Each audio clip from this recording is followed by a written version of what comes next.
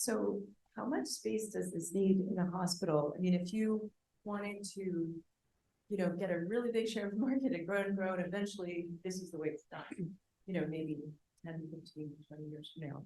Mhm.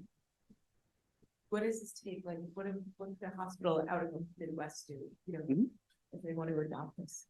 Yeah, so around 500 square feet. It's a very small room. There would be two printers, which one would do surgical models, another one would have embedded sterilization chamber, which is our proprietary printer. So you don't need to use even central sterile facility to do that. So it's designed to be really very efficient. It could be larger depending on the volume of implants, but the average hospital, a surgical tertiary care center would do a few hundred surgeries a month, where our technology could be used. The model works on 30 implants a month. So just for the sake of simplicity of calculation, we're calculating like 1 implant per day. Could work on a lower amount, but that's kind of basically any hospital anywhere in the US could do that. And the model for expansion is actually hub and spoke. So those tertiary care centers in specific geographies, they could print not only for themselves, but also for surrounding smaller ortho practices. And out of 30,000 ortho surgeons in US, 15,000 work from out of smaller practices. They wouldn't need to have printers installed on site, but they would still use the same solution. And actually, they are the ones who are referring 70% of patients to tertiary care centers. So it's this like classical startup, feedback / customer loop that we would want to create. So we're imagining this, and well, we hope that in 5 years from the entrance to US market, which would be 2.5, 3 years from now. So basically, let's say 8 to 10 years from now, we would have hospital hubs in every US major city or major state. And yeah, some states like New York, Florida, etc., would not need to could have not only one. But yeah, that's the model for expansion and scalability to expand rapidly. And how we want to do that is essentially because we are sort of an infrastructure project for healthcare systems. There's a lot of state programs in US for supporting this kind of things. So we are talking to a few states already, because it's going to take time. Obviously, we cannot do it one day, but the same model will do for other countries. So in the EU, although the regulation is is the same in every country, and you need to do just one approval for all EU, but at the same time, healthcare systems are really fragmented. So basically, the same issue with reimbursement, depending on geography, various market players, all that.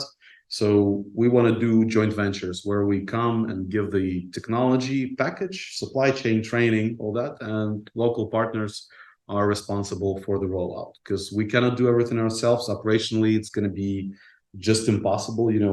Any corporation cannot do that fast. But we believe that that's the model. Just like this open source innovation, open code, basically, just give it out. This proven solution, and then people are implementing it separately. And that's kind of the approach.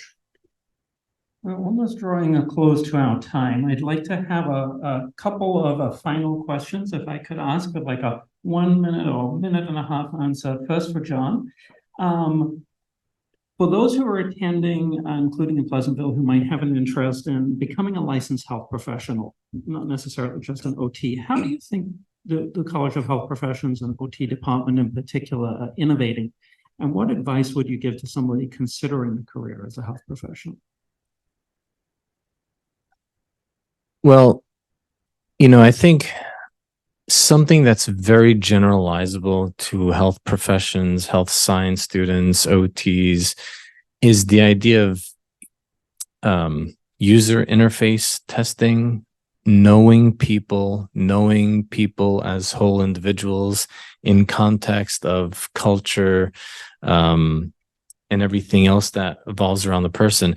Being able to have that lens makes that individual, health science student or whatever it is, somebody who can help move technology forward in a way that really helps people by having the lens and perspective of understanding what people need, what they need to do in their lives to be functional. And so that user experience interface perspective, I think is a great skill that our students have when they graduate our programs. Thank you. And Dennis, for those attendees who are thinking of a career in business or working in startups more generally, what advice would you give them? Just, there is a moment in every founder's head when you're going to make it. And it's a different moment than when you got an idea. So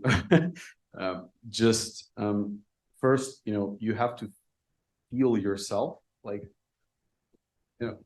that moment, you need to feel when that moment comes. And those two moments are decisive, like first to start, and then through all of the hurdles in the journey, you realize, yeah, I can actually do that.